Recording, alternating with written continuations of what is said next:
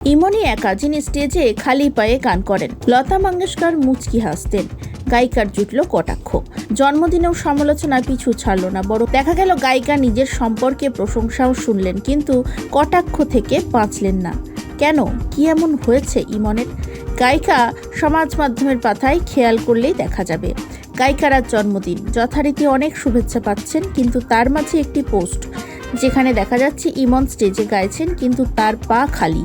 ইমনের এক ভক্ত এই ছবি শেয়ার করেছেন, যাতে লেখা, আপনাকে স্যালুট ম্যাম।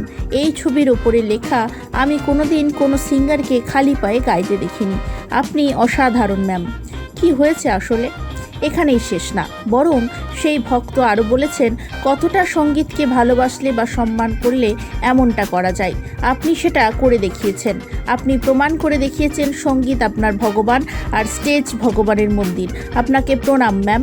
গায়িকার উদ্দেশ্যে এই মন্তব্য নিজের টাইমলাইনে শেয়ার করেছেন ইমন, কিন্তু এরপরে শুরু হয়েছে সমালোচনা। যে ভক্ত এই ছবি পোস্ট করেছে তার উদ্দেশ্যে বেশিরভাগ লিখেছেন, আপনি বোধহয় লতা মঙ্গেশকরের নাম শোনেননি। আবার কেউ বলেছেন, লতাজি বেঁচে থাকলে হয়তো তিনি মুচকি হাসতেন। আবার কেউ বলেছেন, আপনি যতদূর জানি অন্তত মিত্র খালি পায়ে স্টেজে ওঠেন। আবার কারোর কথায় এরকম অনেক শিল্পীই ওঠেন খালি পায়ে। আবার কেউ কেউ ভুল ধরিয়ে বলেন, উনি জুতো পরেই ওঠেন, অনেকবার দেখেছি, এটা হয়তো কোনো অসুবিধে হচ্ছিল তার কারণে।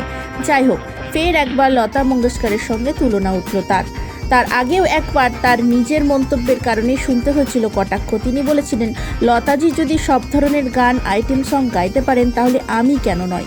উল্লেখ্য, শিল্পী এসব মন্তব্যের কোনো প্রতিক্রিয়া দেননি। আজ শুধুই তার আনন্দের সময়। বর্তমানে দেখা যাচ্ছে সারেগামাপায়ের বিচারক হিসেবে তাকে।